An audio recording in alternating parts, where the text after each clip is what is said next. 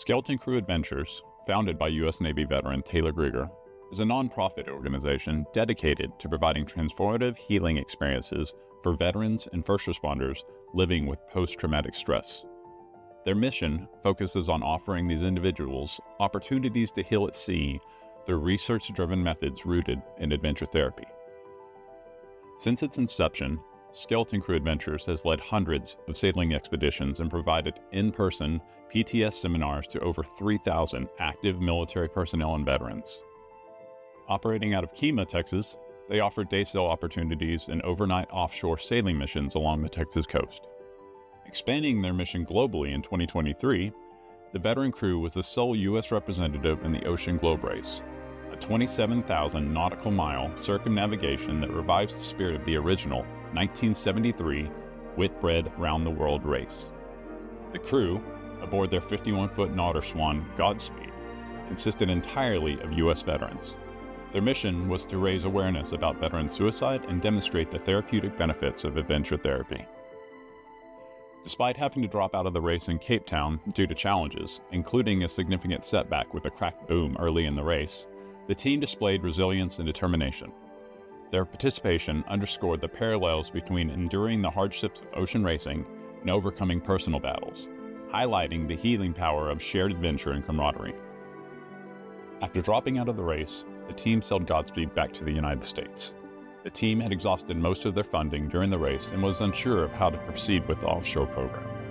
Ultimately, they partnered with another veteran sailing organization based out of Annapolis, who utilized Godspeed in races on Chesapeake Bay, continuing the mission of getting veterans out on the water. Taylor and the team returned home and got back to work. Over the next year, Skeleton Crew focused their mission on their day sail and coastal programs with aspirations of reviving their offshore program. In the fall 2024, their arrangement with the other veteran organization came to an end and plans were made to bring Godspeed back home to Texas.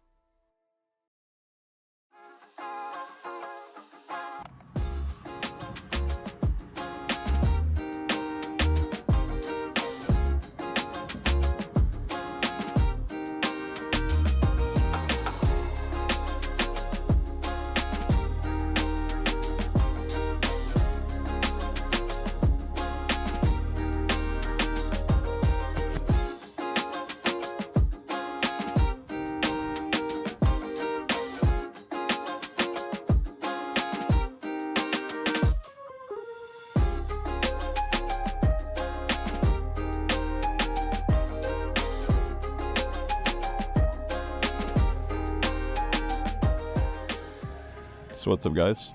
I made it to Dallas Love Field this morning. It's about 5:15 in the morning. I am on my way to Orlando to meet up with the guys from Skeleton Crew. From there, we're headed to Norfolk, Virginia, but I'll have more information on that in just a little bit.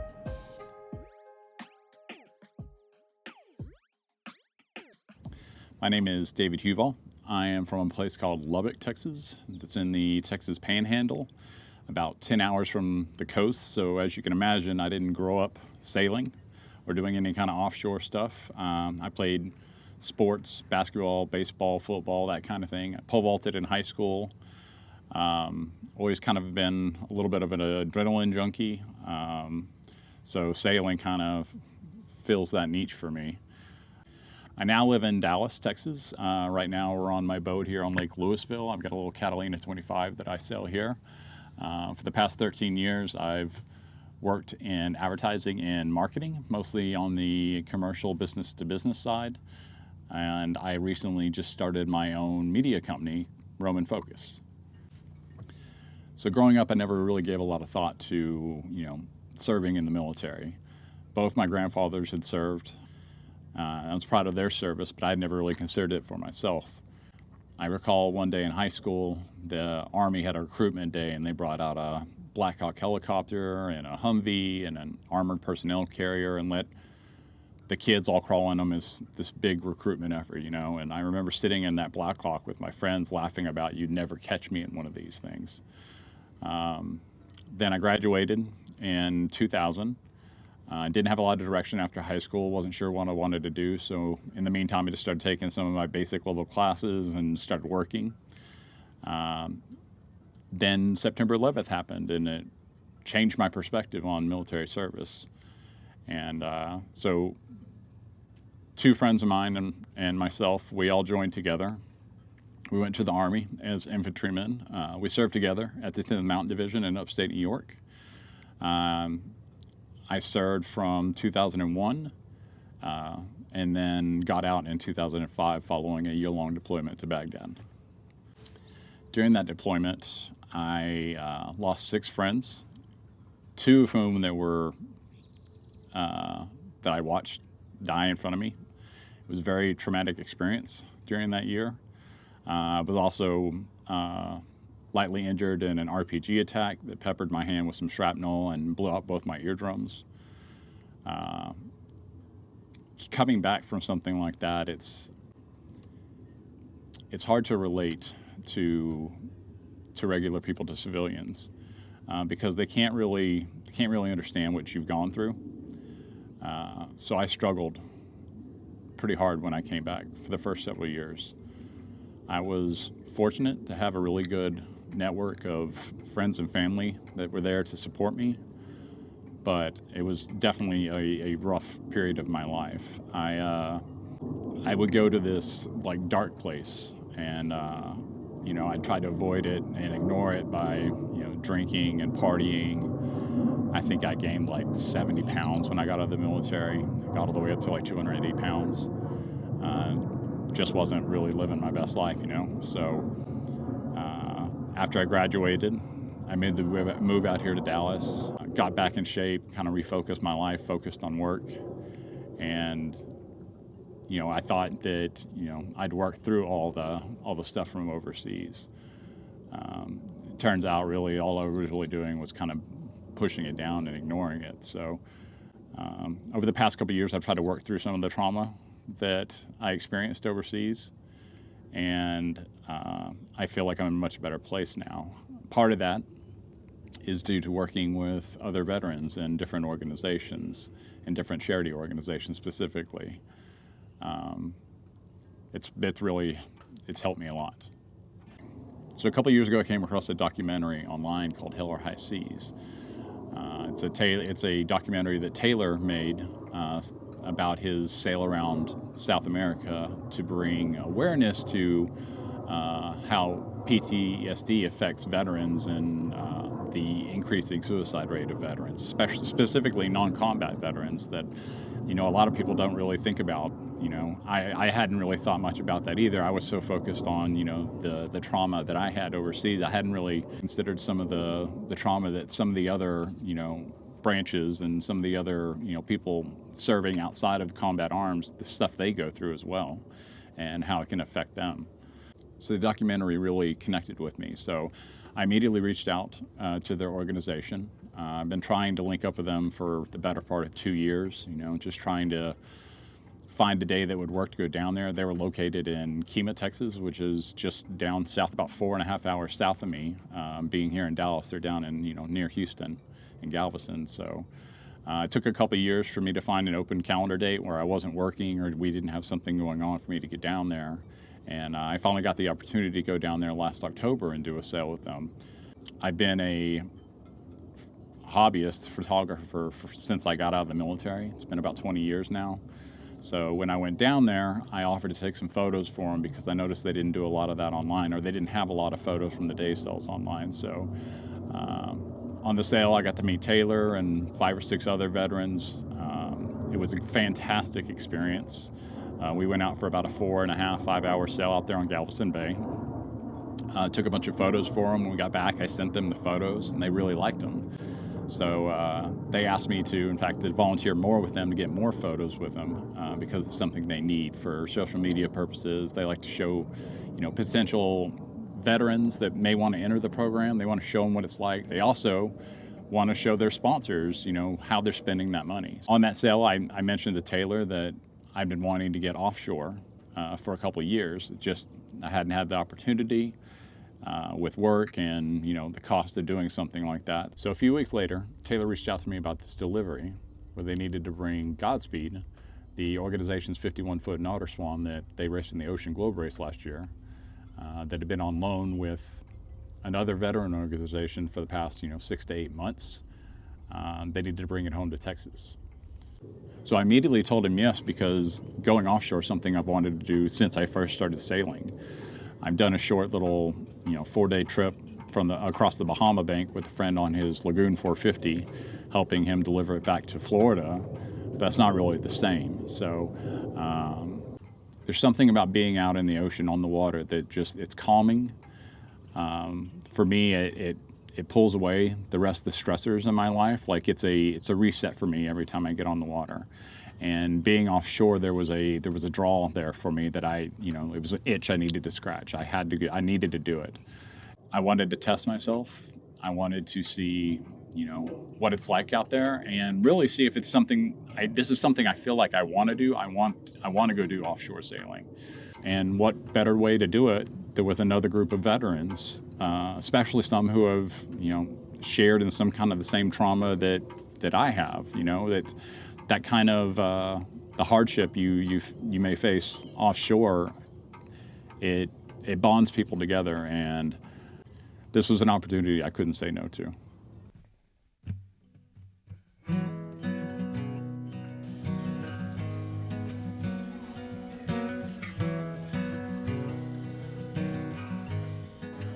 Made it to Orlando, about to head to Norfolk.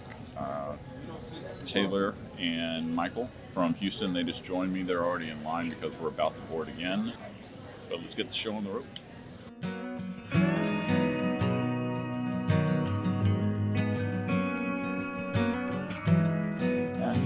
So we made it to Norfolk. I'm here with Taylor's behind me. Mike is trying to find some information on a flight that his bag got put on, so he knows when he's got to come back here. But so what's the plan now? And grab a cab? You want to grab something to eat? You want to head directly to the boat? Yeah, we're going to go meet the mechanic on the boat. Okay, so we're headed to the boat. At least Michael has his sleeping bag for tonight. It's going to be 20 degrees. You poor guy's going to freeze. All right, we'll check in when we get to the boat.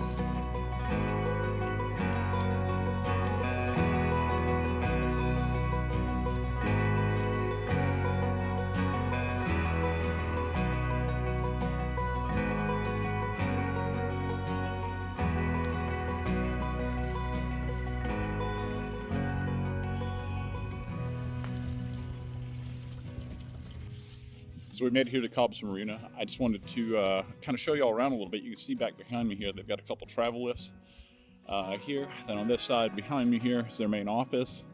They've got like a carpentry shop right there, a mechanical shop, and then on the end they've got a painting shop down there. So they got a couple vendors, but the guys from SCA Crew have stopped here before. The owners of this marina, I forget their name right now. I believe it's Mike Cobb, I believe his name. Has worked with them before. He's been a great sponsor for SCA Crew. If you ever find yourself in Norfolk and need a place to store your boat, hit him up.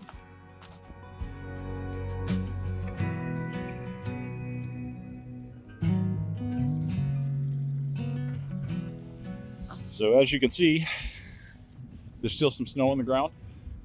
It's probably right now, it's in the low 30s maybe right now. Estimated to get down to the lower 20s tonight. I think this is going to be about as cold as it's going to get. I'll start warming up tomorrow, get to the 40s. Tomorrow night will be cold. Sunday will be in the 50s, but overnight it's going to get cool again, but it's going to slowly start warming up as we head south. Very nice words, but happens to be wrong. I come around this corner over here and show you Godspeed. Tallest mast in the marina.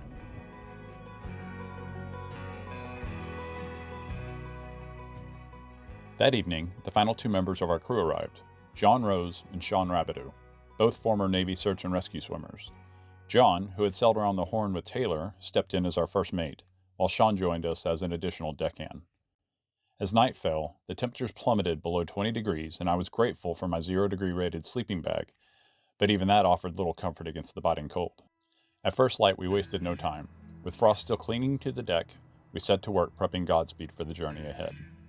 Engine oil was changed, spare parts were sorted and inventoried, every detail double-checked to ensure we were ready for the voyage. I don't think it's supposed to look like this. I'm really supposed to slip out like that joke.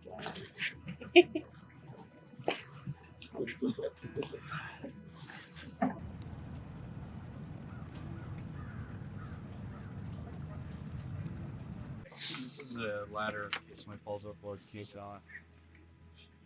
It's here if you need it. This is the emergency road. We throw that anchor over the stern. This is our hand line to catch some fish. Nice. We need to sort this out. We got another pole back here too. I'll never forget about that tuna, Taylor. I try not to think about that. And I usually always forget about it. And I remind him. Bring it up. It's the biggest fish I've seen in my entire life.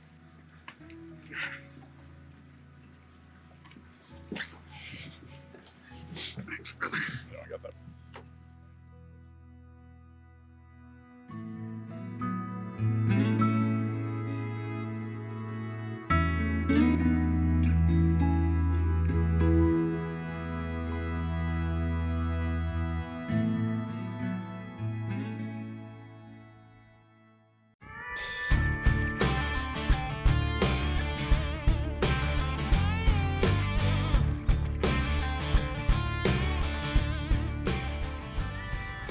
It's not a passenger on the trip to West Marine for something. We got some propane.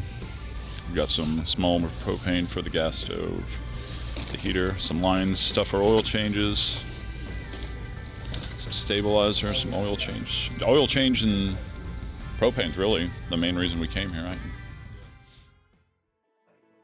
That evening, after wrapping up the preparations for the boat, we headed over to a friend of Taylor's for dinner and for the passage briefing. Okay, so we're here and we need to go here. The big thing is this Gulf Stream. It's no joke. Here it pushes like 4 to 4.5 knots, so we want to stay out of it here. But all of the winds, you guys can watch this. This is the weather prediction route we have. So all of tomorrow, we get out of Chesapeake Bay. That's at 1800. So all of tomorrow we'll be running downwind, probably can fly the ASIM. Getting out as soon as we get out of Chesapeake, we'll fly the ASIM, and that is coming that way. So it'll be port side, starboard tack, port side spin. Running down. That's going to be an all-day event until about 7 o'clock, so before the sun sets, which is good because we're going to take the spinnaker down anyways. And then we're going to be motoring. There's no wind pretty much all of tomorrow night. And then it picks up tomorrow night at 1 a.m. 1 a.m. and starts happening. So really we want to get around Cape Hatteras before 1 a.m. Because we'll be dead into the wind. So if we get around Cape Hatteras before 1 a.m., we can tack in to inland and make this cut here. So let's see, 1 a.m., 6 a.m., it's still banging at 20 knots. So it'll be reef in the main, probably double reef in the Genoa. And that'll be a port tack. So all the sails will be on the starboard side. And then this is banging until the next morning till 11 o'clock the next day. So till 11 o'clock tomorrow. And then it looks like we'll be running again right on the edge. If we get out, we can hold some wind right on that line. Yeah, I like that too. That's a beam reach. We'll be hauling, dude. We'll be doing 8.5, 9 on that. And that's all of Saturday. So that's until sunset of Saturday. We can hold a beam reach. And then once we get in line with this point here, Wilmington, this is where we're going to start our cut. It wants us to cut across the Gulf Stream. Right here, the Gulf Stream is 1.5 knots. So we're going to go, I'll show it to you here in a minute after we finish the winds, but we're going to cut out of the Gulf Stream right here. That is Sunday, 4 in the morning. Let me dead into it too. Do a starboard tack out of it, straight down out of the Gulf Stream. Dang, that picks up, man. So 27, so 30 knots. Oh, I didn't mean to do that. So Sunday is going to be spicy. We knew that was going to happen. So really, once we cross out of the Gulf Stream here, beeline to Fort Pierce. So our main points are running down Cape Hatteras, turning in towards offshore off Wilmington, doing whatever best speed we can get. Yeah. It doesn't really matter. It doesn't really matter where we can point all the way over here or all over here. Just whatever the fastest speed is to get us off the coast to point of Wilmington, and then we start heading direct south to cut across the Gulf Stream. Once we get across the Gulf Stream, it's a beeline to Fort Pierce, this run right here. And that's going to be a beam reach. That's going to be awesome, dude. We're going to be flying. So Sunday daytime is getting across the Gulf Stream. Sunday night is beam reach fast as can to Fort Pierce. Beam reach in 20 knots. That's going to be awesome. All the way through Monday. And then it turns into a downwind. Nice. Monday, 9 o'clock. So we're looking at Tuesday, 4 a.m. arrival. Wrong. There's the Gulf Stream right there. That's why ice is going in, huh? Mm-hmm. So we know if we stick to loose, stay close, get around Hatteras, Wilmington, and then due south until we're out of Gulf Stream, which this is accurate. This is actually about where the stream is here. It's going to be a good run. Yep. First 2 days are going to get a little of everything, motoring off the beam. And then the last 2 days are all off the beam, downwind. After dinner, we returned to Godspeed and settled in for the night, the air thick with anticipation. Tomorrow we would set sail, chasing adventure across the open sea. As dawn broke, a golden sunrise welcomed the crew, filling us with excitement for the voyage ahead. But none of us could have predicted what lay beyond the horizon. This would be the beginning of a journey that would leave its mark on us forever.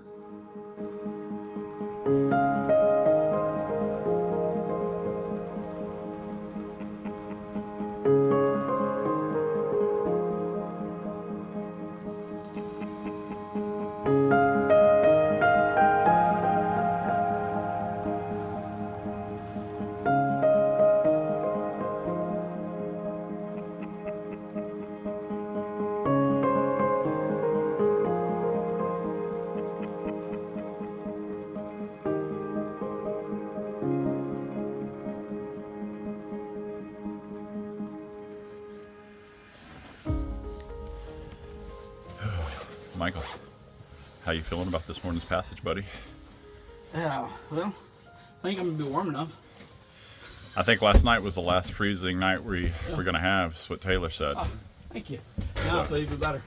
You got your coffee? That's it.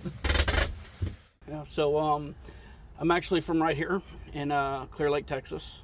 I grew up here, actually in Seabrook, but pretty much on the other side of the lake. So really, I joined the military. I wasn't really doing anything. I knew what I wanted to do, but I didn't see a path forward to do it. So growing up, I always wanted to be a firefighter. In fact, I was a volunteer firefighter for the city of Seabrook for almost 2 years before finally joining the Navy. And essentially that's because you couldn't become a firefighter unless you were 21. So at 19, I was like, all right, I'm ready to go do this and actually have it as a job and get trained by professionals. So I went to become a damage controlman in the Navy. So after that, after the 4 years of the Navy, I came back home. I think it was 9 months. Basically, kind of like you get homesick, you get military sick. You start missing your friends and missing that camaraderie, missing that lifestyle. And I wasn't really adjusting well to working the normal 9 to 5. You know, going from working 18-hour days on a ship, that's being normal, to, you know, here, go sit behind this desk for 8 hours. But anyways, yeah, so after that, after about 9 months, I re-enlisted into the Texas Air National Guard as security forces. I wanted to be a MP. I always figured if I couldn't be a firefighter, I was going to be an MP. And so actually, I went to the recruiter, and essentially my goal was to join the fire department there. And unfortunately, there was no active duty positions at the fire department. It was all state positions. That's what it was, you know, what the hell, go security forces instead. So don't regret that at all. I really enjoyed that part of my life. It was completely different from what I'd done in the past. Mm-hmm. Definitely challenged me a lot more than the Navy. Got to go on my third deployment, which is strikingly different. You know, you go on a deployment in the Navy, you're going from port to port. You know, you're actually getting to see the world. Mm-hmm. you go on a deployment in the Air Force or the Army, you're hopping on a plane, and you get there and say, okay, here's your duty station for the next 6 months. So definitely a lot different.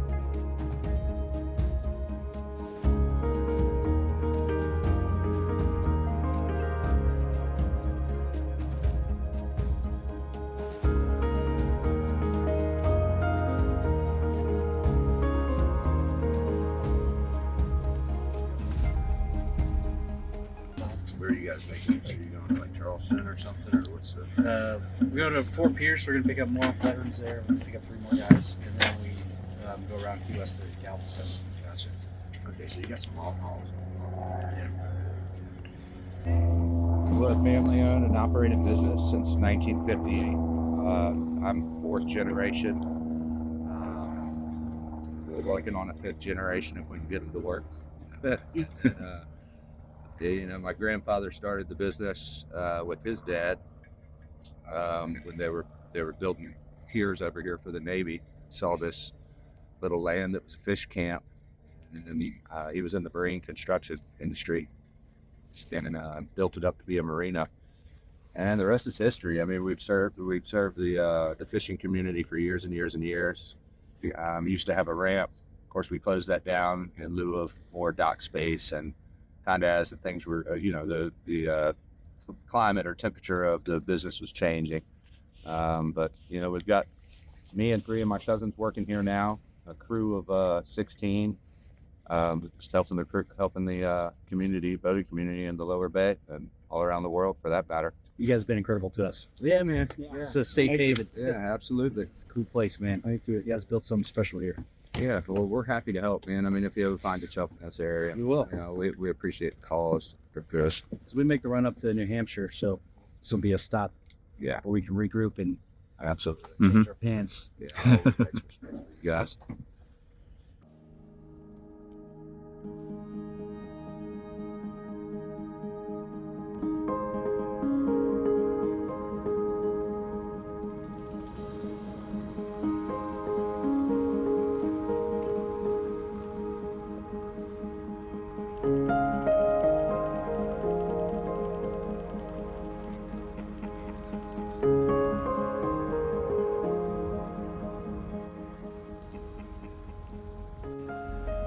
All right, Skipper. So, is there any updates to the weather or anything from last night? What are you expecting today?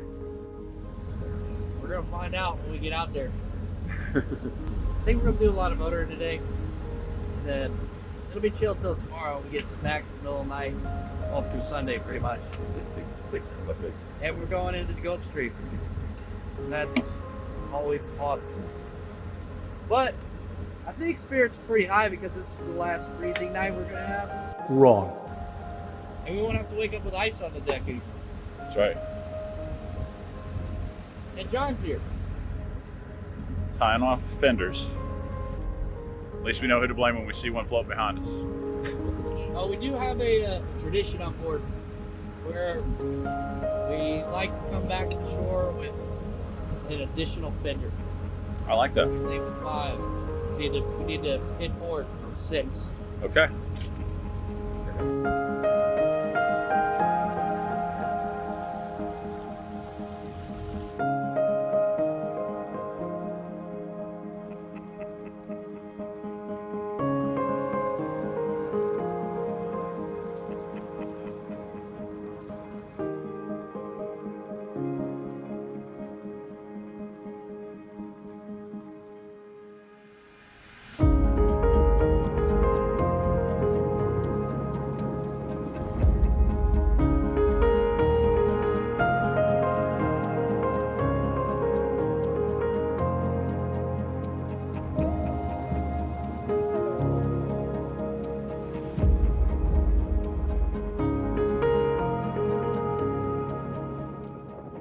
going so far? Good. We don't have much wind. I hate having the diesel kicking, but got to do what you got to do. We're probably about I'd say about 6 hours from kicking her off and getting winds per what the reports are. So we'll see there. Right now we're pulling about we're in about 60 feet of water. We're at about 38 degrees here. Wind at northeasterly. Yeah, fairly light. We're about 4 knots. So 4-foot swells, pretty much class from what I'm used to. You know, usually used to much bigger stuff, as you know. But yeah, it's nice. Hope for a nice, easy day. You know. A little dark, but we can hear you at least. You want to give that? Hey, somebody's coming up here right now. There's a demon coming from the darkness. Hello. I have awoken. I've been sleeping this whole time too. You think we're going south? I just been up here doing circles, dude. Let's rewind a minute back to the passage brief. And then it picks up tomorrow night at 1 a.m. 1 a.m. and starts happening. So really we want to get around Cape Hatteras before 1 a.m. Suffice it to say, that didn't happen. The wind never picked up enough for us to sail, so we motored all day at about 5.5 knots and had only managed to make it about 70 nautical miles by 1 a.m. So let's see, 1 a.m., 6 a.m. it's still banging at 20 knots. And then this is banging until 11 o'clock the next day. So until 11 o'clock tomorrow. Are you a veteran or first responder looking for a new mission? Come sail with us. Experience the healing power of the water, the camaraderie of the crew, and the calm wind in your sails. Scan the QR code on screen to learn more and apply to join our next day sail. Thanks for joining us on this leg of the journey. Stay tuned next week as we take on the challenge of rounding Cape Hatteras, only to face an unexpected setback that forces us to change our passage plan. Don't forget to like, subscribe, and follow along as we continue the adventure aboard Godspeed. See you next time.